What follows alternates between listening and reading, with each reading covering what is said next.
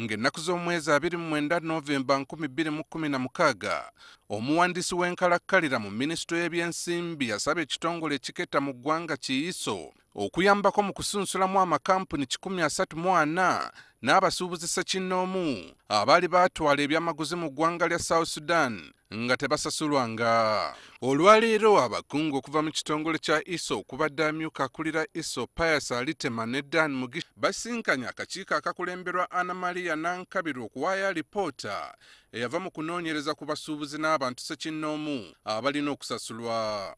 Ababaka basoose kusaba bbaluwa okuva mu minisitule y'ebyensimbi kibasobozesa okumanya ebyalagibwa okukolebwa, wabula aba ISO tebabadde nayo, ekireetedde ababaka okukuba ebituli mu alipoota yaabwe. Tutuuse okubabuuza nga batugambye bakolera ku biwandiiko. Naye tutuuse okubabuuza nti naye mu bilateral mutugambye mwatunuulira biwandiiko. Mu bilateral akawandiiko kano akali mu schedule 2, schedule 4 mwagirabako. Kuba ye ekyabuze. Bilateral mulimu schedule 4 ejjayo olukalala lw'abantu abo bonna. Net buli kikopi gye bakuwa schedule 4 teriiko. Kubabuuza mwe nga abayiso abanoonyereza buli kawandiiko mwakafuna. Yeah, there was a communication. Unfortunately, we don't have it here now, but we quote it in our response. In our response to the minister, we say reference is made to us request PAD.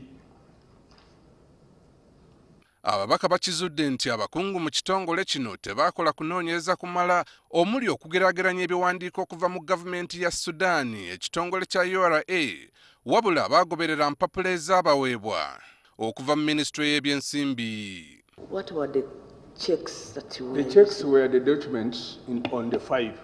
If somebody says I supplied item A, did he supply? Was it received by the Southern Sudan? At how much did he supply that item? How much was he paid? Njala kulowooza nti ebigobererwa aba terms of reference zaabaweebwa tizaali ntuufu, kubanga alipoota yaabwe ebigirimu oba emiwaatwa egirimu gifaananya ddala n'emiwaatwa egyasinzirwako okola lipoota ez'enjawulo ze tulabye. Kyandibadde kyetaagisa ISO kubanga olina obusobozi. Wandigenze mu URA, wandigenze mu Foreign Affairs, wandigenze Sudan, n'okakasa nti omusuubuzi gundi ne gundi fayiro ye gye yatuwadde ebipapula ebibaddemu bituufu.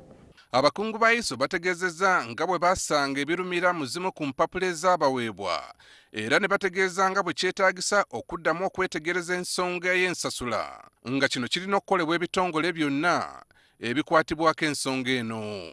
ISO alone could not verify the claims because it required a joint verification team from Uganda and South Sudan, which was not in place.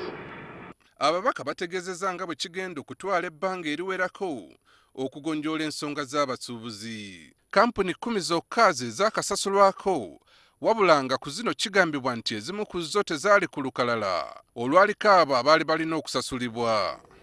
Aaron Mukama, NTV, Akawungeezi.